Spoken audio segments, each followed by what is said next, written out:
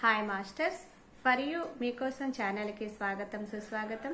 ముందుగా మన జగద్గురువైన బ్రహ్మర్షి పితామహ పత్రిజీ గారికి, మన గురుమాతకి నా ఆత్మ ప్రణామాలు మాస్టర్స్. ఓకే మాస్టర్స్, ఈరోజు మన ఛానల్కి సీనియర్ పిరుడు మాస్టర్ అయిన పద్మా మేడం మైలవరం నుంచి వచ్చారు.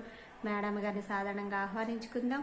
ఈరోజు మేడం చెప్పబోయే టాపిక్ మన గురువు గారు అందించిన ఒక ఆత్మజ్ఞానమైన బుక్లోని మంచి టాపిక్. ఓ మనిషి ఎక్కడికి ఆ పరుగు, ఒక క్షణం ఆగు అనే మంచి టాపిక్ ఎంచుకున్నారు. మేడంని సాధారణంగా ఆహ్వానించుకుందాం. నమస్తే మేడం, వెల్కమ్ మేడం. నాకు ఈ చక్కటి అవకాశం ఇచ్చినందుకు, మీకు ఇప్పించినందుకు మా గురువు గారికి, సీతకుమారి గారికి కూడా ధన్యవాదాలండి. ఒక్క 5 నిమిషాలు చిన్న పాట పాడతాను. నిత్యం పూజలు చేస్తున్నాను నేను, ఆ పరమాత్మనికి ఎలా చేస్తున్నానో చూడండి అని పాడుతున్నాను అనమాట.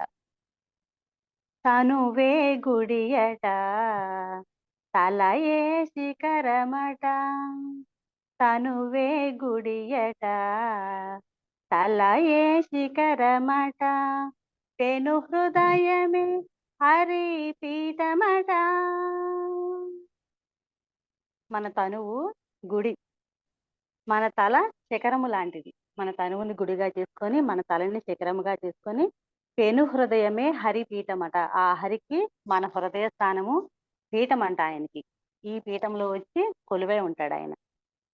తనువే గుడియట, తలయే శిఖరమట, పెను హృదయమే హరి పీఠమట, కనుగొన చూపులే ఘన దీపములట, కనుగొన చూపులే ఘన దీపములట, తనలో పలి అంతర్యామికిని. మనం చూసే చూపులే ఆయనకి ఘనమైన దీపాలు. అంటే దీపాలు మనం పెడతాం కదా, దీపారాధన చేస్తాం కదా, 2 ఒత్తులు 2 ప్రమిదలు వేసి, మన ఈ 2 కళ్ళు ఆయనకి దీపాలు అన్నమాట. మనకి విడిగా చేసే, ప్రాపంచికంగా చేసే దీపాలన్నా ఎప్పుడైనా కొండెక్కుతాయేమో, కానీ మన ఈ దీపాలు మన శ్వాస ఉన్నంత కాలం ఆయనకి వెలుగుతూనే ఉంటాయి. ఎవరికి? మన లోపల ఉన్న ఆ అంతర్యామికి. నిత్య పూజలివివో నిరిచిననో ప్రత్యక్షమైనట్టి పరమాత్మునికి. నిత్య పూజలివివో నిరిచిననో పలుకే మంత్రమట, పాదైన నాలికే కలకలమను పిడి గంటయట.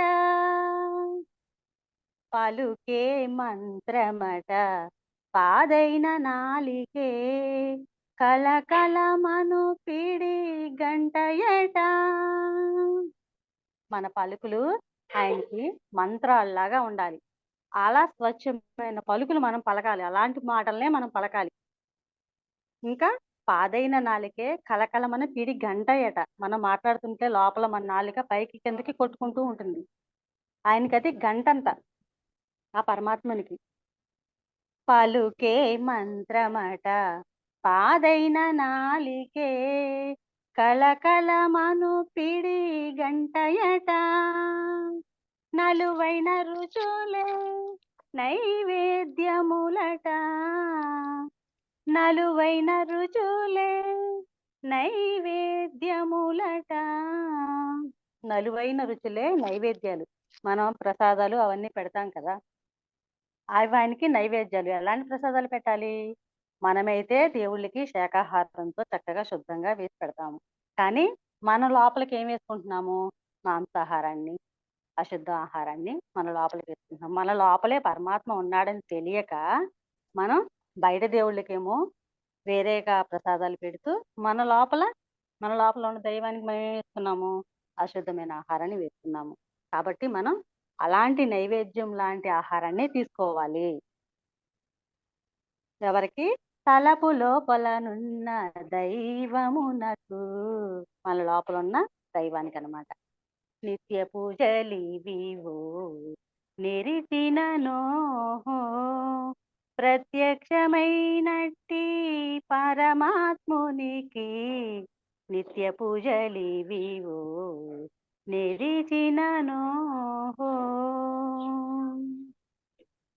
గమన చేస్తలే అంగరంగ గతియట తమిగల జీవుడే ధ్యాసుడట. గమన చే గమన చేస్తలు అంటే మనం చేసే పనులు, కాళ్ళతో గాని చేతిలో గాని మనం చేసే పనులు ఆయనకి అంగరంగ గతియట. అంగరంగంగా మనం ఉత్సవాలు అవన్నీ చేస్తాం కదా, ఆయనకి అవి పనులు, మనం చేసే పనులు ఆయనకి అలాంటి ఉత్సవాలు చేసినట్టుగా అన్నమాట. కాబట్టి మనం ఈ చేతులతో ఈ కాళ్ళతో చేయవలసినవి మాత్రమే చేయాలి అని చెప్తున్నారు. ఎవరికి? గమన చేస్తలే అంగరంగ గతియట తమిగల జీవుడే దాసుడట. అప్పుడు ఆయన మనకి దాసుడవుతాడు. మనం ఏది చెప్పినా అది మనకి చేసి పెడతాడు అనమాట, లోపల ఉన్న అంతర్యామి. అమరిన ఊర్పులే ఆలవట్టములట, అమరిన ఊర్పులే ఆలవట్టములట. అమరిన ఊర్పులే ఆలవట్టములట. ఆలవట్టములంటే మనకి స్వామివారి దగ్గర వింజామరులు విసురుతూ ఉంటారు కదండి. విసనకర్రలు ఎలా విసురుతారు? నిదానంగా విసురుతారు, చాలా నిదానంగా. అమరిన ఊర్పులు అంటే మన ఉచ్ఛ్వాస నిశ్వాసలు, అవి కూడా మనకి ఎంతో నిదానంగా ఉండాలంటండి. ఆ శ్వాస అనేది అంత నిదానంగా తీసుకోవాలంట మనం. అలా ఎలా తీసుకోగలుగుతాం? ఒక్క ధ్యానంలో మాత్రమే మనం అలా చేయగలుగుతాం, విడిగా చేయలేము. అలాగా మన శ్వాసలు అలా ఉండాలి. ఆయనకి ఆ విసురుకర్రలు విసురుతున్నట్టుగా ఉండాలి మన శ్వాసలు, అంత నిదానంగా తీసుకోవాలి. ఎవరికి? క్రమముతో శ్రీ వెంకటరాయునికి నిత్య పూజలివివు నెరిచిననో ప్రత్యక్షమైనట్టి పరమాత్మునికి నిత్య పూజలివివు నెరిచిననో. మనం బయట ప్రాపంచికంగా పూజలు చేసినా చేయకపోయినా మన దేహమే దేవాలయం అని మనం ఈ ధ్యానంలోకి వచ్చాక తెలుసుకున్నాం. కాబట్టి మన లోపల ఉన్న అంతర్యామికి మనం ఇవన్నీ చక్కగా చేసుకుంటూ ఉంటే చాలండి. ఓకేనండి మాస్టర్, మీ రెండు చేతులు రెండు కళ్ళ మీద బోర్లించుకొని ఒక్క 5 సెకండ్స్ అలా ఉంచుకోండి.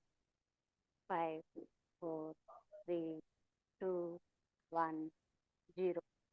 నిదానంగా మీ చేతులు రెండు తీస్తూ ఎటూ చూడకుండా మీ అరచేతుల వంకే చూసుకుంటూ చక్కగా ఈ చిన్న శ్లోకం చెప్పుకోండి, ఎంతో బాగుంటుంది. కరాగ్రే వసతే లక్ష్మి, కర మధ్యే సరస్వతి, కరమూలే భవేత్ గౌరీ, ప్రభాతే కరదర్శనం, ప్రభాతే కరదర్శనం. లక్ష్మి, పార్వతి, సరస్వతి, ఆ అమ్మల ముగ్గురు కూడా మన అరచేతుల్లోనే ఉంటారంటండి. వారిని చక్కగా దర్శించుకుంటూ వారి నుంచి వచ్చే జ్ఞానాన్ని మనం చక్కగా రోజు తీసుకుందాము. ఓకే అండి, థ్యాంక్ యూ. మనందరి జగద్గురు అయిన బ్రహ్మర్షి పితామహ పత్రిజీ గారికి గురుపత్ని అయిన స్వర్ణమాలమ్మకు ఒక్కసారి ఆత్మప్రణామాలు తెలుసుకున్నామండి అందరము. మాకు ఇంతటి చక్కటి ధ్యానాన్ని బోధిస్తూ మమ్మల్ని ఎంతో జ్ఞానవంతులుగా తీర్చిదిద్దుతున్న మా గురువు గారైన సీతాకుమారి గురువు గారండి. మాకు చక్కగా భగవద్గీత శ్లోకాలు, గురువాణి, భజగోవిందం, వేదము, వాళ్ళ కోడలు గారు కూడా వేదం నేర్పిస్తున్నారు. ఇప్పుడు మేము అవి కూడా నేర్చుకుంటున్నాము. చక్కటి జ్ఞానవంతులా తీర్చిదిద్దుతున్నారు మా గురువు గారికి కూడా ఒక్కసారి ఆత్మ ప్రణామాలు తెలుపుకుంటున్నాను. నాకు ఈ అవకాశం ఇచ్చిన మీ అందరికీ కూడా, ఈ సెషన్లో ఉన్న అందరికీ కూడా ఒకసారి ఆత్మ ప్రణామాలండి. Thank you. ఇప్పుడు చెప్పాను కదండి శ్లోకము, చిన్న శ్లోకమే అది. మనం లేచినప్పటినే చక్కగా తెల్లవారుజాము లేచినప్పటినే అలా చిన్న శ్లోకాన్ని చదువుకొని మనం ఉదయాన్ని ప్రారంభిస్తే చాలా బాగుంటుంది. అలాంటివే చిన్న చిన్న శ్లోకాలండి, కానీ ఆధ్యాత్మికంగా చాలా మంచిది అలా చదువుకోవడం వల్ల. మనం చదువుకుంటూ ఉంటే మన పిల్లలు కూడా ఆహా ఇలా చేస్తే బాగుంటుందా అని చెప్పి వాళ్ళు కూడా నేర్చుకుంటారు. అలా చిన్న చిన్న శ్లోకాలు కొద్దిగా మనకి గుర్తు ఉన్నా లేకపోయినా గుర్తున్నప్పుడుగా చెప్తున్నాము. అలా చిన్న చిన్నవి ఉన్నాయండి, అవి నేను ఒకసారి చెప్తానండి. నిద్ర లేచినప్పుడే ఇప్పుడు చెప్పిన కరాగ్రే వస్తాయి చెప్పుకోవాలి. తర్వాత పాదాన్ని భూమిపై పెడతాం కదండి, మంచం దిగినప్పటినే అలా పెట్టినప్పుడు సముద్రవసనే దేవి పర్వతస్తన మండలే విష్ణుపత్ని నమస్తేభ్యం పాదస్పర్శాం క్షమస్వం, పాదస్పర్శాం క్షమస్వం అని చెప్పి ఆ శ్లోకాన్ని చెప్పుకోవాలండి. అంటే అమ్మా భూదేవి క్షమించు తల్లి, మరలా నీకున్న సహనశక్తిని నాకు ప్రసాదించు, మరలా నేను రాత్రి నిద్రించే వరకు కూడా నన్ను క్షేమంగా ఉంచే బాధ్యత నీదే తల్లి అని చెప్పి ఆ శ్లోకాన్ని చెప్పుకుంటే చాలా బాగుంటుందండి. ఇంకా చక్కగా మన తల్లిదండ్రులకి త్వమేవ మాతా చ పితా త్వమేవ త్వమేవ బంధశ్చ సఖా త్వమేవ త్వమేవ విద్యా ద్రవిణం త్వమేవ త్వమేవ సర్వం మమ దేవదేవ త్వమేవ సర్వం మమ దేవదేవ అంటే మన తల్లిదండ్రులకు, మన బంధుమిత్రులకు, మనకి జ్ఞానాన్ని అందించిన సద్గురువులకు వీళ్ళందరికీ మనం ఏంటంటే కృతజ్ఞతలు తెలుపుకుంటున్నాం అనమాట. ఇలా చెప్పటం మూలాన. అలా ఆ శ్లోకాన్ని చెప్పుకోవాలి. తర్వాత మనం స్నానానికి వెళ్ళామనుకోండి. గంగే చ యమునే చైవ గోదావరి సరస్వతి నర్మదే సింధు కావేరి జలేస్మిన్ సన్నిధిం కురు జలేస్మిన్ సన్నిధిం కురు. మన స్నానానికి వెళ్ళినప్పుడు గంగా, యమున, సరస్వతి ఆ పుణ్య నదుల్లో మనం ఎప్పుడు వెళ్ళి స్నానాలు చేయలేం కదండి. ఎప్పుడో మనకి 12 సంవత్సరాలకు ఒకసారి పుష్కరాలు వచ్చినప్పుడు మాత్రమే వెళ్ళగలం. అలా రోజు ఆ శ్లోకం చెప్పుకోవడం వలన ఆ నీటిని మనం ఆ నీటితో మనం స్నానం చేస్తున్నట్టుగా తలుచుకుంటూ స్నానం చేయాలన్నమాట. అలా చేస్తే కూడా మనకి బాగుంటుంది. అవి చిన్న చిన్నయేనండి. కానీ అలా చెప్పుకుంటూ మనం ఇప్పుడు ఒక ఆధ్యాత్మికత అనే మార్గంలో ఉన్నాం. ప్రాపంచికంగా ఉన్నప్పుడు ఇవన్నీ ఏం పట్టించుకోము. లేసామా, పనులు చేస్తున్నామా, హడావుడిగా పనులు చేస్తున్నామా అన్నట్టు. మనం ఆ మంచి మార్గంలో ఉన్నాం కాబట్టి ఇలాంటి చిన్ని చిన్ని శ్లోకాలు చెప్పుకుంటూ మన రోజుని ప్రారంభిస్తూ ఉండాలన్నమాట. అలా అది చెప్పుకోవచ్చు. తర్వాత వంట చేస్తాం కదండి. ఇంకా స్నానాలు అయిపోయాక వంట చేసేటప్పుడు బ్రహ్మార్పణం బ్రహ్మహవిః బ్రహ్మాగ్నో బ్రహ్మణాహుతం బ్రహ్మైవ తేన గంధవ్యం బ్రహ్మ కర్మ సమాధినా బ్రహ్మ కర్మ సమాధినా అంటే యజ్ఞపాత్రము బ్రహ్మము, హోమద్రవ్యము బ్రహ్మము, హోమము చేయువారు బ్రహ్మము, వంట చేసేవాళ్ళు అందరూ కూడా బ్రహ్మమనే తలచాలి అని చెప్పి మనం ఇంకోటి కూడా చెప్తారండి. మన ఇంట్లో ఎవరైనా శాకాహారులుగా మారలేదనుకోండి, మనం ఇట్లా ఈ శ్లోకాన్ని చెప్పుకుంటూ గనక అందరూ శాకాహారులుగా మారాలి అని చెప్పి ఈ శ్లోకాన్ని చెప్పుకుంటూ కూడా వంట చేస్తే మంచి భావనతో వాళ్ళందరూ మారే అవకాశం కూడా ఉంటుందండి. రోజు ఈ వంట చేసేటప్పుడు ఈ శ్లోకం చెప్పుకుంటూ చేసుకుంటే చాలా బాగుంటుంది. ఇంకా మనం తిన్న ఆహారం చక్కగా అరగాలి. అహం వైశ్య నరో భూత్వా నా అహం వైశ్య నరో భూత్వా ఒక్క నిమిషం.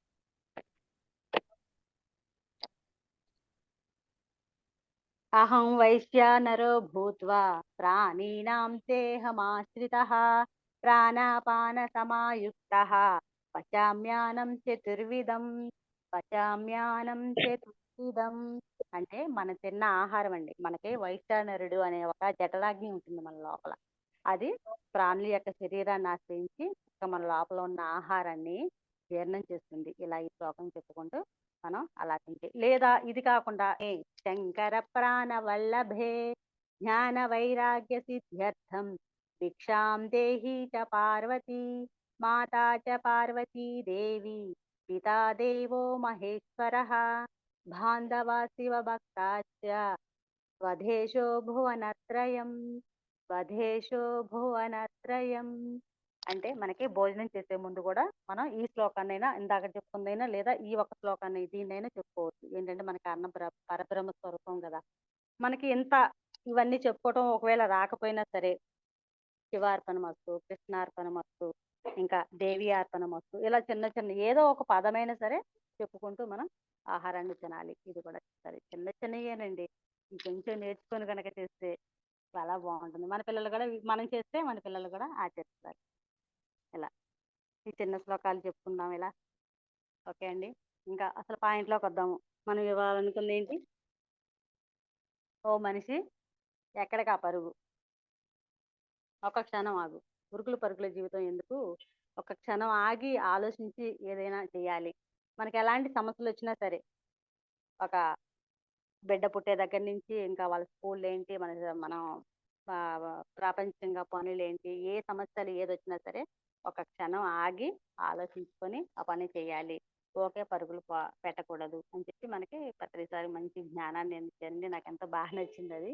ఆ పాయింట్లు మనం అన్ని తెలుసుకున్న పాయింట్లే, కానీ మళ్ళొకసారి రిపీట్ చేస్తున్నాం అని చెప్పి నేను దీన్ని తీసుకున్నాను. చాలా నచ్చింది నాకు అది. అది చెప్తానండి ఒకసారి. మనం ఒక గమ్యం అంటూ ఏమి లేకుండా లేచిన కాంచి ఉరుకులు పరుగులు పెడతా ఉంటాం. అసల ఏమి మనకు అర్థం కాదు.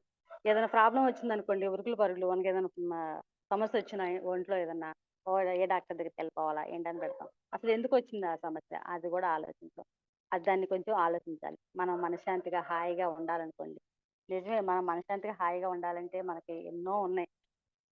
కానీ ప్రాపంచికంగానే ఉన్నాయనుకుంటాం. ఆధ్యాత్మికంగా చక్కగా మనశ్శాంతి ఉపయోగించుకునేవి చాలా ఉన్నాయని చెప్పి మనం దాన్ని పట్టించుకోం.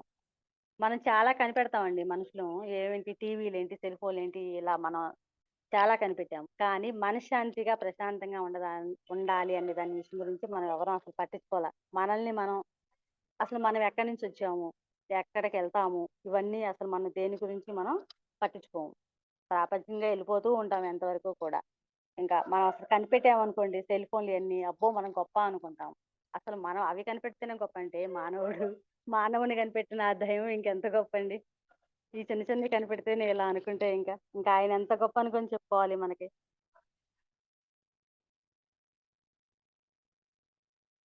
మనకి మనం ఎవరో అని తెలుసుకోవడం కోసమే పత్రిజీ గారు ఎన్నో వేల పుస్తకాలు చదివి కొన్ని కొన్ని పుస్తకాలని మనకి చక్కటి పాయింట్లతో ఇచ్చారండి. ఆయన అన్ని పుస్తకాలు చదివి కొన్ని కొన్ని ఇస్తేనే మనం ఇంకా అవి చదివి తెలుసుకోలేకపోతున్నాము. అసలేమి చెప్పకపోతే మనం ఇంకా ఇంత అసలు మనకి ఈ జన్మ కూడా చాలదు. ఇంకా అవన్నీ తెలుసుకోవాలి అంటే. ఆ! మనకి అసలింకా ఆయన చెప్పినయి కొన్నైనా సరే మనం ఆచరిస్తూ ఉంటే తొందరగా మనం ముందుకు వెళ్ళగలుగుతాము. అంతే గదా! వాళ్ళు ఎన్నో సంవత్సరాలు పుస్తకాలు చదివి ఎంతో జ్ఞానాన్ని రంగరించి మనకి ఇవన్నీ అందిస్తేనే మనం ఇంకా ఆ మార్గంలోకెళ్ళలేకపోతున్నామే. ఇంకా మనమే అంతా చేసి అంతా చేయాలంటే ఇంకా ఎప్పటికి మనం అక్కడికి చేరుకోవాలి చూడండి. ఈ భూమి మీద మనం ఏం జరిగినా సరే, ఎలాంటి సమస్యొచ్చినా సరే ఒక్క ధ్యానంతోనే తగ్గించుకోవచ్చని మనకి చక్కగా పత్రిజీ గారు చెప్తున్నారండి. ఎలాంటి సమస్యయినా సరే. మన ధ్యానం చేయమంటే ఏం చెప్తారు? ఎక్కడండి తీరిక లేదు, ఖాళీ లేదు, ఇంకా వయసుంది కదా! అవన్నీ చెప్తారు. కానీ అలా కాదు. మనకి ఖాళీ అంటే ఎక్కడి నుంచి వస్తదండి? ఎవరికైనా ఉంది 24 గంటలే. నిజంగా ఒకప్పుడు నేను అలాగే అనుకున్నాను. ఏదో పనుంటుంది నేను మిషన్ కుడతాను. ఎవరో ఒకళ్ళొస్తున్నారు మిషన్ కుడతాను. ఖాళీ ఎక్కడుంది అనుకున్నాను. మా అక్క ద్వారా నేను దీంట్లోకొచ్చానండి. మా అక్క కూడా సుడిసెల టాబ్లెట్‌లో పనిచేస్తారు. తను కూడా సీనియర్ మాస్టరే. వారి ద్వారా వచ్చాను. నేను ఒకప్పుడు అలాగే చెప్పేదాన్ని. ఖాళీ ఎక్కడుంది అని. ఇప్పుడు మాత్రం నిజంగానే ఖాళీ లేదు. ఎలా అంటారా? ఉదయం లేచిన కాడ నుంచి మేడము 2 గంటలు ధ్యానం చేపిస్తారు. పొద్దున్నే వేదం ప్రాక్టీస్ చేపిస్తారు మా సీతాకుమారి మేడము. తర్వాత 11కి వాళ్ళ కోడలు వేదం ప్రాక్టీస్ చేపిస్తారు. 2:30కి మళ్ళీ ఇంకా భగవద్గీత క్లాస్ ఉంటుంది. మధ్య మధ్యలో మీ సెషన్‌లో ఎవరైనా వచ్చినప్పుడు అయి చూస్తుంటాము. అలా టైలరింగ్ చేయటం. ఎలా ఉందంటే ఇప్పుడు ప్రాపంచికంగా చదువైతే ఇబ్బందిగా ఉండేది. కష్టంగా ఉండేది. ఈ ఆధ్యాత్మిక చదువొచ్చాక పుస్తకాల చుట్టూ ఏసుకొని కూర్చొని పిల్లలు చదువుకుంటున్నట్టు చదువుకుంటున్నామండి. నిజంగా అసలు చాలా ఆనందంగా ఉంది. పోటీ అంతకుముందు పోటీ ఉండేది గాదు. ప్రాపంచిక చదువుకి పోటీ ఉండేది కాదు. ఇంకా భయమేసేది మాస్టర్‌లు అవంటారు, ఇవంటారు. ఇప్పుడైతే పోటీ వస్తుంది. ఇంకా నేర్చుకోవాలి, ఇంకా తెలుసుకోవాలి. ఆధ్యాత్మిక జ్ఞానంలో ఆనందం ఉందని చెప్తుంటే అందరూ చెప్తుంటే అప్పుడు తెలిసేది గాదు. ఇప్పుడు నిజంగా తెలుస్తుంది. ఆ! మంచి కష్టాలు తీసుకోమంటారు గదా! ఇలాంటి చిన్న చిన్నయన్నీ ఎలా తీసుకుంటూ ఉంటే గూడా మనకి వేరే ప్రాబ్లమ్స్ ఏమన్నా వచ్చినా గానీ అవే ఎళ్ళిపోతాయి. మనం ఇలా క్లాసులు ఏదైనా వచ్చినా మనకే మా మేడము ఏదైనా క్లాసులు చెప్పండి. మీరు గూడా వస్తారు, ముందుకెళ్తారు. మీరు చెప్తేనే భయం పోతుంది అని చెప్తుంటే, మాకేం తెలుసులే మేడం మాకు తెలీదు. పర్లేదు మీకేదొస్తే అది పత్రిక గారు చెప్పారు గదా! మీకేదొస్తే అదే చెప్పండమ్మా. ఏమైద్ది? మమ్మల్ని ఎంతో ఎంకరేజ్‌మెంట్‌గా చక్కగా మాకు ఈ అవకాశాన్ని ఇస్తూ ఉంటారు. ఇంకా స్వాధ్యాయం ప్రతి గురువారం స్వాధ్యాయం చేసుకుంటాము మా జూమ్‌లో. ఇంకా ప్రతి ఆదివారం పాటల ప్రోగ్రామ్ పెట్టుకుంటాము. ప్రతి శనివారం వేరే వేరే మాస్టర్స్‌ని పిలిపించుకొని క్లాస్ చెప్పించుకుంటాము. అసలు ఖాళీయే లేదండి. ఖాళీ లేదని ఒకప్పుడేమో ఊతపదంగా చెప్పేవాళ్ళం. ఖాళీ ఏడుందని చెప్పి. ఇప్పుడు నిజంగా ఖాళీ లేదు. ఈ మార్గంలోకొచ్చాక. చాలా ఆనందంగా గూడా ఉందింకా. ఈ ఖాళీ లేకపోయినా సరే దీంట్లోనే ఆనందం పొందుతున్నాం ఇంకా.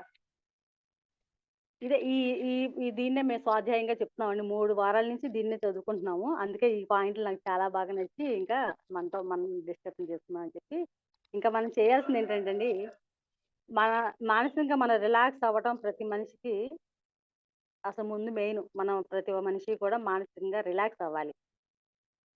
అలా అవ్వాలంటే మన జీవితానికి మనమే ఎంచుకోవాలి. ఎలా ఉండాలి, ఎలా ఉండకూడదో అని చెప్పి మనమే దాన్ని తీసుకోవాలి. మనం ఎప్పుడైతే రోజుకొకసారైనా అందరం చక్కగా ఇంట్లో వాళ్ళందరం కలిసి కూర్చొని, మాట్లాడుకొని, భోజనాలు చేసుకుంటూ, మంచి చెడులు చూసుకుంటూ, ప్రశాంతంగా అలా గడిపామని చెప్పండి. అలా గడిపితే అసలు స్వర్గం ఎక్కడో ఉండదు కదండీ! అసలు మన ఇంట్లోనే ఉంటది. ఎలాంటి సమస్య అయినా సరే సాల్వ్ అయిపోతుందప్పుడు. ఎలాంటి సమస్య అయినా. ఇంకా అప్పుడు స్వర్గం ఎక్కడో ఉంటదా? ఉండదు. ఇంకొకసారి చూడండి మనం బయటికెళ్ళాము. మన కంపల మీద చూడండి పువ్వులు చక్కగా పిచ్చి పువ్వులాగే ఉంటాయండి అవి. అవి విచ్చుకొని చక్కగా ఎంతో ఆనందంగా కనపడతాయి అవి.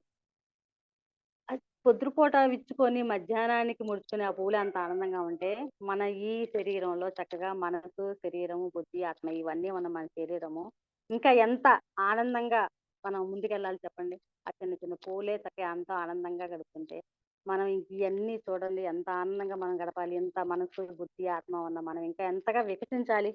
ఆలోచించండి అని చెప్పి మనకి ఒక్క నిమిషం ఆగండి, ఆలోచించండి అని చెప్పి మనకు చెప్తున్నారు. ఇంకా ఏం చెప్తున్నారంటే, ప్రేమతో సాధ్యం కానిదంటూ ఏదీ లేదు. జీసస్ క్రైస్ట్ ఏం చెప్పాడు? దేవుని రాజ్యం మనలోనే ఉంది అని చెప్పాడు. దేవుని రాజ్యంలోకి ఎలా వెళ్ళాలి అంటే, చిన్నపిల్లవాడిగా మారాలి అని చెప్పారు. చిన్నపిల్లవాడిగా మారాలి అంటే మనం ఇంత పెద్దయ్యాక చిన్నపిల్లాడిలాగా మారలేము. చిన్నపిల్లాడిగా అంటే మనలో ఎలాంటి కల్మషాలు, అసూయ, ద్వేషాలు చిన్నపిల్లలు చూడండి. ఇప్పుడు పోట్లాడుకుంటారు. మళ్ళీ కలిసిపోయి ఆడుకుంటూ ఉంటారు. ఏదన్నా పెట్టుకోవాలన్నా, ఏదన్నా తినాలన్నా, చేయాలన్నా వెంటనే పంచుకుంటారు. అలా అలా మారాలంటండి మనం కూడా. అలా ద్వేష, అసూయ, రాగ ద్వేషాలు ఏమీ లేకుండా చిన్న పిల్లవాడిగా మారినప్పుడు మాత్రమే ఆ దేవుని రాజ్యంలోకి మనం అడుగు పెట్టాము అని చెప్పారు ఇంక మనకి. ఇంకేం చెప్పారంటే శ్రీకృష్ణుడు ఏం చెప్పాడు? సకల జీవరాశుల్లో కూడా ఉన్నది నేనే. అంటే ఆత్మ అన్ని జీవుల్లో ఉంది. సకల జీవరాశుల్లో కూడా ఉంది నేనే అని చెప్పి ఆయన చెప్పాడు. కానీ మనం మన మనుషులను లో మాత్రమే ఆ దేవుడున్నాడు. ఇంకా చెట్లలో, పుట్టల్లో, ఇంకా జీవరాశుల్లో ఉండడు అని చెప్పి మనం వాటిని నిర్లక్ష్యం చేస్తున్నాం. మనం ఆరోగ్యపరంగా కూడా చూసుకుంటే ఏదైనా సమస్య వచ్చినా గానీ ఎక్కడికి పరుగులు తీయకండి. ఏదైనా సరే మనకి ఒక తలనొప్పి వచ్చినా, ఎలాంటి ప్రాబ్లమ్ వచ్చినా ఒక నిమిషం ఆలోచించండి. ఆగి ఆలోచించండి. ఎక్కడికి పరుగులు తీయకండి అని కూడా దాని గురించి కూడా చెప్పారు. మన మనసు ఎలా ఆలోచిస్తుందో మనం కూడా అలాగే తయారవుతాం అని మనకు చెప్తారు. యద్భావం తద్భవతి అని. మన మనసు యామతి యాగతి అంటే మన మతిలో ఏదైతే ఆలోచిస్తామో మన గతిలో అంటే మనకి ప్రాపంచికం కూడా అదే జరుగుతుంది అని మనకి చెప్తారు. అందువల్ల మనం ఏం చేయాలంటే మనల్ని మనం ఎప్పుడూ కూడా తక్కువ చేసుకోకూడదంట. నేను ఇలా నాకు అనారోగ్యం వచ్చిందని, నేను బాగాలేదని అలా ఏది కూడా మనల్ని మనం తక్కువ చేసుకోకూడదు. మనల్ని మనం ఒక రోగిగా ఒక నిరోగిస్తుందాన్ని నాకు ఈ ప్రాబ్లం ఉంది. అలా మనం ఎప్పుడు కూడా భావించకూడదంట. మనకి ఏదైనా ప్రాబ్లం వస్తే శారీరకంగా కానీ, మానసికంగా కానీ ఏదైనా అనారోగ్యం వచ్చిందనుకోండి, అప్పుడు ఏం చేయాలంటే మనం అనుకోవాలంట, మనకున్నటువంటి పాత అప్పులు ఏమైనా ఉంటే తీరిపోతున్నాయి అనుకోవాలంటే. ఈ పాయింట్ నాకు బాగా నచ్చి కూడా నేను మళ్ళీ ఈ పాయింటే రిపీట్ చేస్తున్నా. మనకేదన్నా ప్రాబ్లమ్ వచ్చినా, సమస్య వచ్చినా, మనకేదన్నా ఒక కర్మ తీరిపోతుంది. మనకేదన్నా ఒక పాత బాకీ ఉంటే అది ఇంకా తీరిపోతుంది అనుకోవాలంట. నేను ఎవరినో ఎప్పుడో ఇబ్బంది పెట్టుంటాను. కనుక నాకు ఈ ప్రాబ్లమ్ వచ్చింది. అందుకే నేను ఏ జన్మలోనైనా ఎవరినైనా ఇబ్బంది పెట్టుంటాను. వాళ్ళు నన్ను క్షమించాలి అని చెప్పుకోవాలంటండి. ఎవరినైనా ఇబ్బంది పెట్టుంటాను. వాళ్ళు నన్ను క్షమించాలి. నాకొక అప్పు తీరిపోతుంది కాబట్టి ఆ ప్రాబ్లమ్‌ని కూడా మనం కృతజ్ఞతలు చెప్పుకోవాలంటండి. ఏదైనా ప్రాబ్లమ్ వస్తే ఒకప్పుడైతే మనం ఏనాడు ఏ పాపం చేశానో అనుకునేవాళ్ళం.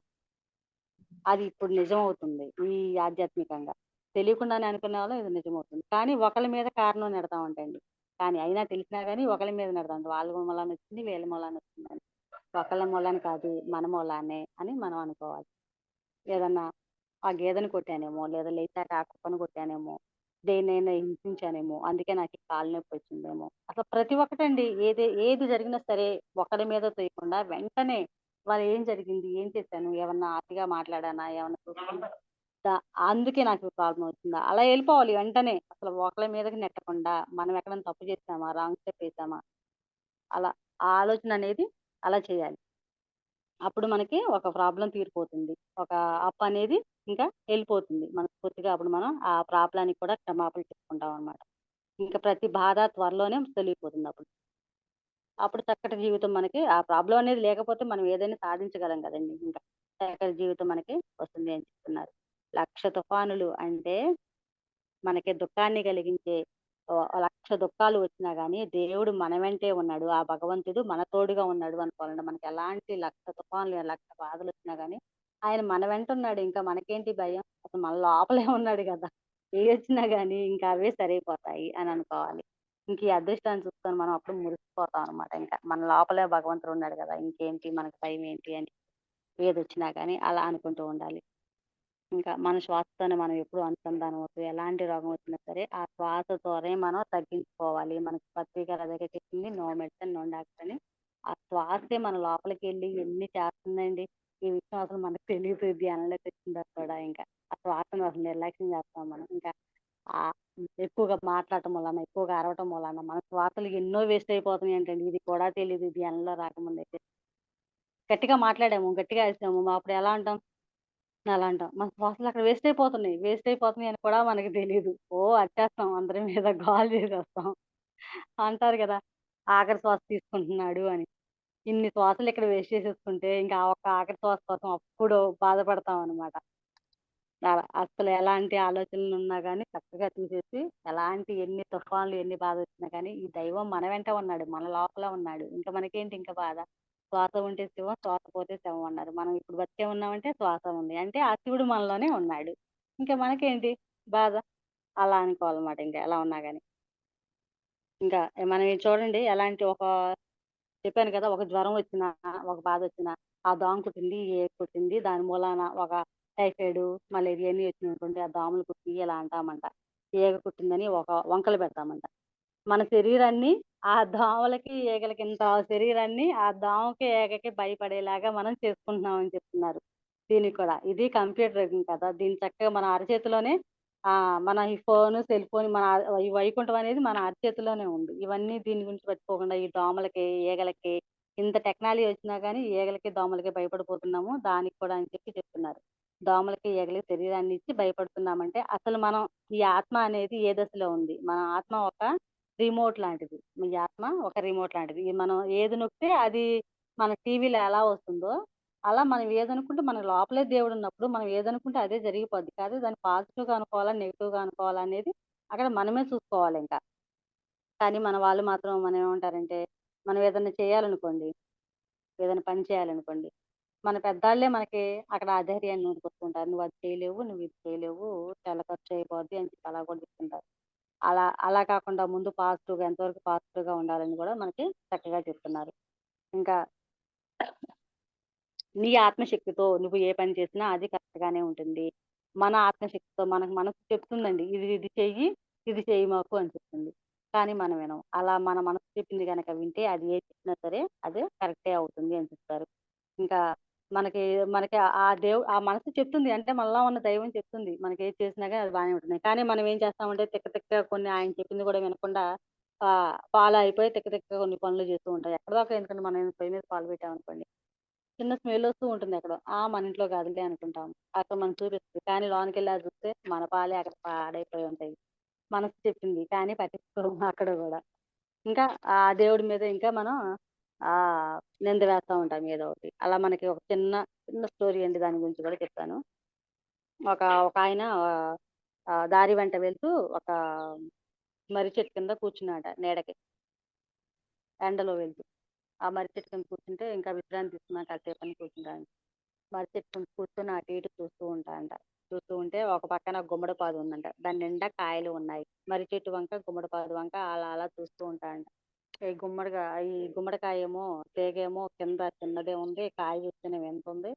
ఈ మర్రి చెట్టేమో పెద్దగా ఉంది. దీనికి కాయలు చూస్తేనేమో చిన్న చిన్నగున్నాయి. దేవుడికి అసల ఏం తెలుసు ఇలా ఇచ్చాడు. పెద్ద చెట్టుకేమో చిన్న కాయలిచ్చాడు. చిన్న చెట్టుకేమో పెద్ద కాయలిచ్చాడు. ఆ దేవుడికి ఏమీ తెలీదు అన్నట్టుగా దేవుడిని నిందిస్తున్నాడంట. అలా అలా నిద్రలోకెళ్ళిపోతాడంట. నిద్రలోకెళ్ళిపోతే సాయంత్రం అయ్యేసరికి లేచి చూసేసరికి ఆయన మీద ఆ మర్రికాయలన్నీ రాలిపోయి ఉంటయంట. అప్పుడనుకుంటాడంట, ఓరి బాబోయ్! దేవుడు గాదు నేనే తిక్కలోడిని. ఆ మర్రికాయల స్థానంలో ఆ గుమ్మడికాయలు కొనుక్కున్నట్టయితే నేను చచ్చిపోయేవాడిని. దేవుడికి అన్నీ తెలుసు. ఎప్పుడు ఎలా ఎక్కడ పెట్టాలో, ఏమియ్యాలో అని చెప్పి ఇంకా అక్కడి నుంచి నిదానంగా దాటుకుంటాడంట. అలాగే భగవంతుడి శక్తులన్నీ కూడా మనలోనే పెట్టి నిర్ణయాన్ని మనకే వదిలేసాడంట. ఆ భగవంతుడు ఆ శక్తులన్నీ కూడా మనలోనే పెట్టాడు. కానీ మనకు ఆ విషయం తెలీదు. నిర్ణయాన్ని మాత్రం మనకే వదిలేసాడు. అందుకే మనం ఏం చేయాలి, వంకర ఆలోచనలని అలాంటియన్నీ ఏం చేయకుండా, ఎలాంటి తలనొప్పొచ్చినా, ఎలాంటి ప్రాబ్లమ్ వచ్చినా, ఏదైనా ప్రాబ్లమ్ వస్తే ఏం చేస్తాం మనం? టీ తాగుదామా? లేకపోతే తలనొప్పొచ్చింది, లేకపోతే టాబ్లెట్ ఏసుకుందామా? ఇలాంటి ఆలోచన చేస్తున్నాం. ఎలాంటి ఆలోచనలు అలా ఏం వచ్చినా కానీ, చక్కటి మంచి ఆలోచనల్ని, పాజిటివ్‌గా ఉండే ఆలోచనలు తీసుకుంటే, మనకి ఎలాంటి ప్రాబ్లమ్ అయినా తగ్గిపోతుంది. తలనొప్పొచ్చినా, ఎలాంటి కారణం వచ్చినా మనకి చక్కగా చిన్న చిన్నయి అయినా తగ్గిపోతాయి అని మనకి చెప్తున్నారు.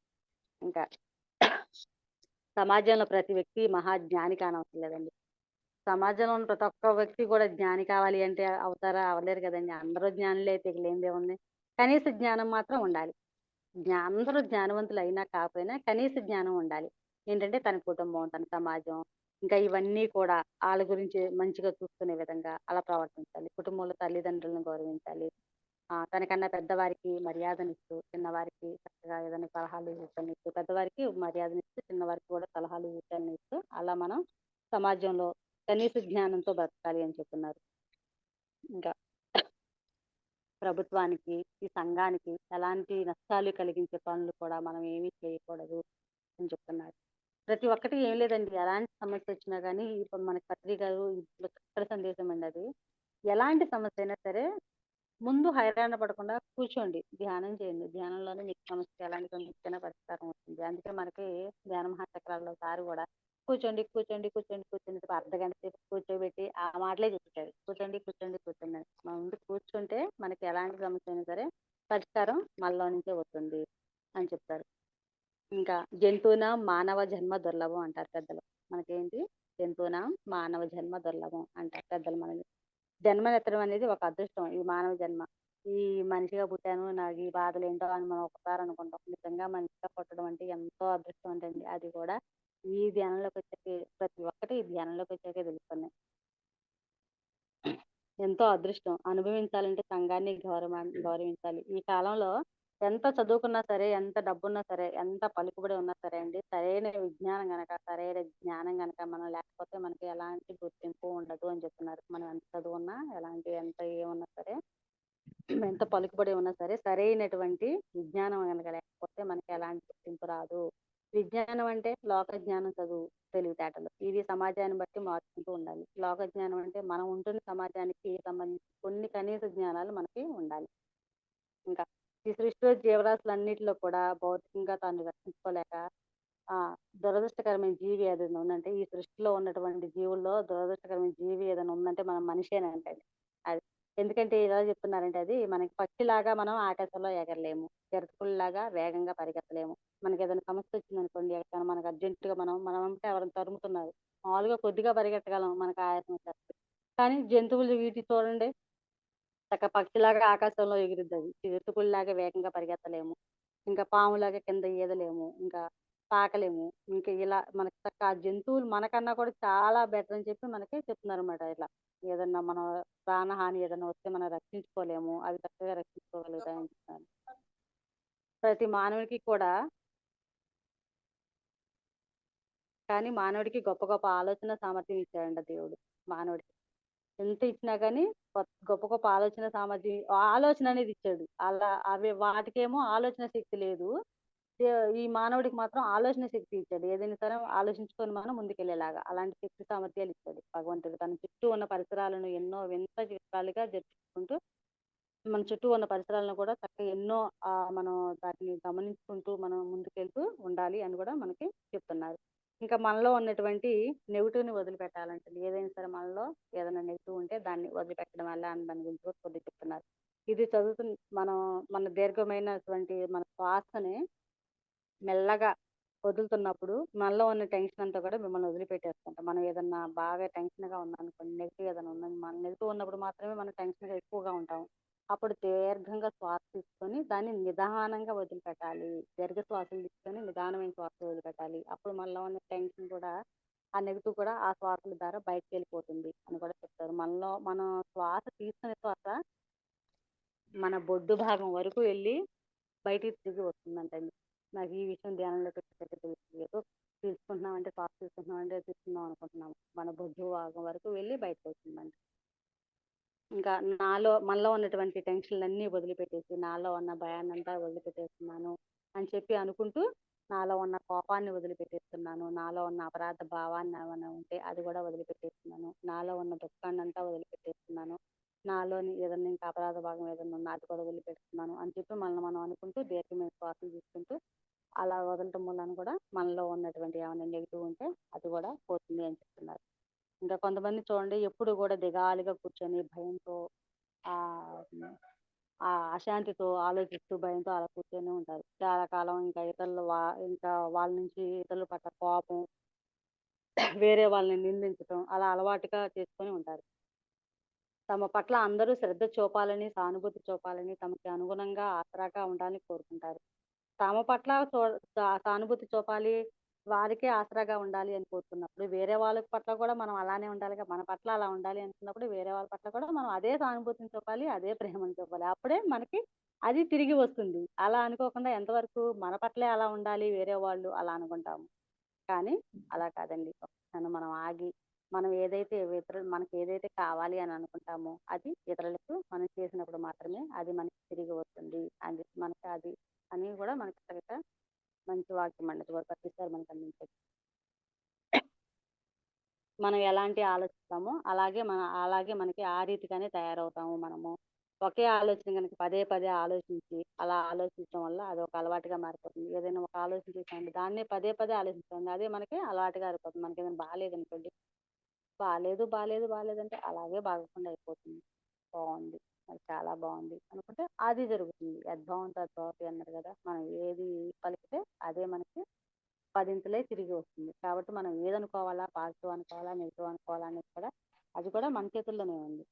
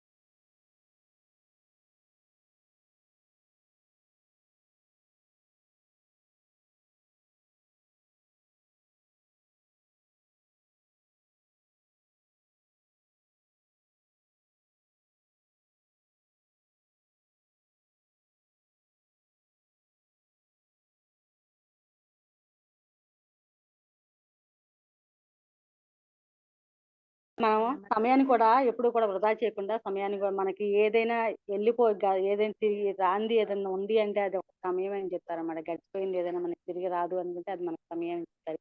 ఈ లోకంలో ఒక అందరూ జీవిస్తూ ఉంటారు. కానీ కొందరే సరైన విధంగా జీవిస్తారంటండి. చాలా మంది జీవిస్తున్నాం. కానీ సరైన విధంగా జ్ఞానంతో జీవించే వాళ్ళు ఎవరైనా ఉన్నారంటే కొందరే ఉన్నారంట. సరైన విధంగా జీవించడం అంటే వారు జీవించి ఉన్నప్పుడే కాకుండా వారు మరణించిన తర్వాత కూడా వారు మరణించాక కూడా చక్కగా వాళ్ళు జీవించారు. వాళ్ళు మంచివాళ్ళు అని చెప్పి మనం ఉన్నా లేకపోయినప్పుడు కూడా చెప్పుకుంటారు చూడండి. వాళ్ళది సరైన జీవితం అంటండి. పోతే పోయాడులే, చేసింది అలానే ఉంటాయి. పోతే పోయాడులే అనుకోకుండా మనం ఉన్నప్పుడే కాకుండా లేనప్పుడు కూడా మన గురించి చెప్పుకోవాలి. చనిపోయిన తర్వాత కూడా ఈ లోకానికి ఉపయోగపడేవారు ఉంటారు కదండీ! అలా ఈ చనిపోయిన తర్వాత కూడా ఈ లోకానికి అలా ఎవరున్నారంటే మనకి సరైన జీవితం జీవించిన వాళ్ళు గౌతమ బుద్ధుడు, జీసస్ క్రైస్ట్ అని, మహావీరుడని, గురు నానక్ అని, యోగి వేమన్ అని, రామకృష్ణ పరమహంస, యోగానంద పరమహంస ఎక్కడిదాకా ఎందుకు మన పత్రిజీ గారు లాస్ట్‌కి ఆయన కూడా మనం అలాగే చెప్పుకుంటున్నాం కదా! ఆయన లేకపోయినా సరే మనం ప్రతి ఒక్కసారి కూడా ఆయనకి కృతజ్ఞతలు, ప్రణామాలు తెలుపుకుంటున్నాం. సరైన విధంగా జీవించిన వాళ్ళన్నమాట వీరందరూ కూడా. రమణ మహర్షి ఇలా ఎందరో మహాత్ములు, పరమాత్ములు వారు ఉన్నప్పుడే కాకుండా వారి బోధనలు, వారి జీవితం, ఆళ్ళు చనిపోయిన తర్వాత కూడా మనకి ఆళ్ళు ఆదర్శంగా నిలిచారంటండి వాళ్ళు. నిజంగానే వాళ్ళ ఆదర్శాన్ని నిలిచారు కాబట్టి మనం ఇవాళ వాళ్ళని చెప్పుకోగలుగుతున్నాము. సరైన జీవితం జీవించాలంటే ఎవరైనా సరే వారిలాగానే సమయాన్ని వృధా చేయకుండా పూర్తిగా సద్వినియోగం చేసుకోవాలి. వాళ్ళు అలా సమయాన్ని సద్వినియోగం చేసుకున్నారు కాబట్టి ఎంతో జ్ఞానాన్ని పుంజుకొని మనకి ఇవాళ చెప్పగలిగారు ఇలా. మనం ఇవాళ తెలుసుకుంటున్నాం. వాళ్ళు మాకెందుకని వాళ్ళు అనుకుంటే మనం ఈ జ్ఞానాన్ని తీసుకోలేము ఏది కూడా. ఎన్నో పుస్తకాలు చదివి, ఎంతో సాధన చేసి, గంటలు గంటలు కూర్చొని, ఎంతో తెలుసుకొని మనకి పుస్తకాల రూపాల్లో ఇలా మనకు తేలిగ్గా అందించారన్నమాట. అప్పుడు మనం ఈ జ్ఞానాన్ని తీసుకోగలుగుతున్నాము. మనకి భగవంతుడిచ్చిన అమూల్యమైనది ఏదైనా ఉంది అంటే అది సమయమేనంట. భగవంతుడిచ్చిన అవకాశం మనకి. చక్కటి సమయాన్ని మనం ఉపయోగించుకోవాలి. మహాత్ములు సమయాన్ని ఒకదాని తర్వాత ఒకదానిగా లోక కళ్యాణం కోసం చక్కగా వాళ్ళు కేటాయించేవాళ్ళంట. ఒకదాని తర్వాత ఒకదానిగా చక్కగా లోక కళ్యాణం కోసమే ఉపయోగించుకునేవాళ్ళంట వాళ్ళు. మనం కూడా అలాగా చక్కటి సమయాన్ని వృధా చేయకుండా మేడం అలానే ఉన్నారండి. సీతాకుమారి గారైతే అసలు ఖాళీయే ఉండరండి. అమ్మో! ఒకదాని తర్వాత ఒకటి క్లాసులు తీసుకుంటున్నారు, బయటికి వెళ్తారు, మాకు చెప్తారు, నేర్చుకుంటున్నారు. నిజంగా మా మేడంలో మాకు ఆ గురువు గారే కనిపిస్తారండి. ఆ మేడం దొరకటం కూడా మా అదృష్టం అనే చెప్పుకుంటాం మేమైతే. ఎందుకంటే శిష్యుడు సిద్ధంగా ఉంటే గురువే వెతుక్కుంటూ వస్తారు అన్నదానికి ఉదాహరణ మా మేడమే అనుకుంటానండి. భగవద్గీత శ్లోకాలు నేను ఫోన్‌లో వింటూ పనిచేసుకునేదాన్నండి. ఇవి నేర్చుకోకముందు. కొన్ని రోజులకి మా అక్క వాళ్ళ పాప ద్వారా ఒక మేడము ఇలా నేర్పిస్తున్నారు చిన్నమ్మ నేర్చుకుంటావా అంది. అంతే ఇంకా కనెక్ట్ అయిపోయాను ఇంకా వెంటనే. నేను అవి ఫోన్‌లో వినటం, నాకు వెంటనే మేడం ఇలా నేర్పిస్తున్నారంటూ అని చెప్పి నాకే అవకాశం వచ్చేసింది. అందుకే మనం దేనికైనా సరే మనం అనుకోవాలి, సిద్ధంగా ఉండాలి. ఆ అవకాశాలు అవే వెతుక్కుంటూ వస్తాయి అని కూడా మాకు మేడం ద్వారా చక్కగా అర్థమైందండి. మా మేడం బాగా నేర్పిస్తారండి. శ్లోకాలే గాని ఎంతో అర్థంగా చక్కగా ఈరోజు ఎంత జ్ఞానాన్ని తీసుకుంటున్నాము అంటే మా గురువు గారేనండి. ఇవ్వగలుగుతున్నాము. మళ్ళీ మేము చెప్పగలుగుతున్నాము, ఇవ్వగలుగుతున్నాము అంటే మా గురువుగారు చెప్పిన జ్ఞానమే. Okay madam. Okay madam. Okay madam. నేను ఒకసారి మనం ఇప్పటివరకు ఎన్నో చెప్పాను. ఎంతవరకు అర్థమైనాయో ఏమో తెలీదు. ఒక్కసారి విశ్వమాతకు, వేదమాతకు, ప్రకృతి మాతకు అందరికీ ప్రణామాలు తెలుపుతున్నానండి. తెలిసి తెలియక ఏదైనా తప్పు మాట్లాడినా క్షమాపణలు కోరుతున్నాను. స్వస్తి చెప్పేస్తానండి. ఓం స్వస్తి ప్రజాభ్యః పరిపాలయంతాం న్యాయేన మార్గేణ మహీం మహీషాః గోబ్రాహ్మణేభ్యः శుభమస్తు నిత్యం సమస్తలోకాः సుఖినో భవంతు సమస్తలోకాः సుఖినో భవంతు సమస్తలోకాः సుఖినో భవంతు. ఓం శాంతి శాంతి శాంతి. Okay ma'am. స్వస్తి ప్రజాభ్యః అంటే ఈ ప్రజలందరూ కూడా లోకంలో ఉన్న ప్రజలందరూ కూడా చక్కగా ప్రశాంతంగా మనశ్శాంతిగా ఉండాలి అంటే మనల్ని పరిపాలించే ప్రజలు పాలకుల చేతుల్లోనే ఉంటుంది కదండి. ఎలాంటి సమస్యలు రాకుండా ఉండాలి అన్నా వారిని మనం సరైన వారిని ఎంచుకోవాలండి. మనం ఎన్నుకునేటప్పుడే ప్రజలు ఓట్లేసేటప్పుడే సరైన వారిని ఎంచుకుంటే వాళ్ళు పరిపాలన అనేది చక్కగా చేస్తారు. అప్పటికి ప్రజలకి ఎలాంటి సమస్యలు ఉండవు. అందుకే స్వస్తి ప్రజాభ్యః పరిపాలయంతామన్నారు. న్యాయేన మార్గేణ మహీమహీషాః అంటే అప్పుడు వారు న్యాయమైన మార్గంలోనే ఉంటూ మనల్ని పరిపాలిస్తూ ఉంటారు.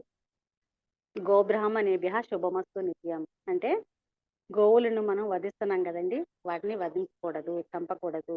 గోవులు అంటే ఒక ఆవులనే కాదండి, పశు పక్షాదులకు సంబంధించిన జంతు జాతికి సంబంధించిన వాటి ఎవరిని కూడా మనం చంపకూడదు. అలా చంపకుండా ఉండాలంటే ఏం చేయాలండి, మనం శాకాహారులుగా మారాలి. మనం మారినప్పుడు మన ద్వారా కొన్ని జంతువులైనా రక్షింపబడతాయి కదా, అప్పుడు మనం వాటిని రక్షించినట్టే కదా గోవులను. అలాగే బ్రాహ్మణులు అంటే బ్రాహ్మణ కులంలో పుట్టిన వారు మాత్రమే కాదండి, బ్రహ్మజ్ఞానం ఆత్మజ్ఞానం తెలిసిన ప్రతి ఒక్కరు కూడా బ్రాహ్మణులతో సమానమే అని చెప్తున్నారు. కాబట్టి మనం అలాంటి వారి దగ్గర నుంచి మంచి జ్ఞానాన్ని అందుకుంటూ వారిని గౌరవించుకోవాలి. గోబ్రాహ్మణేభ్యః శుభమస్తు నిత్యం, అప్పుడే మనకి నిత్యం శుభాలు జరుగుతూ ఉంటాయి. గోవులను రక్షించుకుంటూ బ్రాహ్మణుల నుంచి మంచి జ్ఞానాన్ని తీసుకుంటూ ఉంటే మనకి నిత్యం శుభాలు జరుగుతూ ఉంటాయి. గోబ్రాహ్మణేభ్యః శుభమస్తు నిత్యం. సమస్త లోకాః సుఖినో భవంతు. ఈ సమస్త లోకంలో ఉన్నటువంటి, ఈ విశ్వంలో ఉన్నటువంటి ప్రకృతిని, ఈ సకల జీవకోటిని మనం ఎప్పుడైతే రక్షిస్తూ ఉంటామో మనకి ఎలాంటి ప్రకృతి వైపరీత్యాలు రావండి. అప్పుడు మనకి సునామీలని, కరోనాలని ఇవన్నీ వస్తున్నాయి కదా, వీటన్నిటిని ఏమీ రక్షించకుండా ఉంటున్నాం కాబట్టి మనకి ఇవన్నీ వచ్చి మనల్ని ఇబ్బంది పెడుతున్నాయి. అవి ఎలాంటి ప్రకృతి వైపరీత్యాలు రాకుండా మనం అప్పుడు ప్రశాంతంగా ఉంటాము. శాంతి శాంతి శాంతి. ఈ స్థూల శరీరానికి, శ్వసన శరీరానికి, కార్యం శరీరానికి శాంతి. Thank you ma'am, thank you so much. Thank you madam, thank you so much madam. For you మీకోసం మన ఛానల్కి వచ్చి ఎంతో గొప్ప ఆత్మజ్ఞానాన్ని అందించారు మేడం. Thank you madam.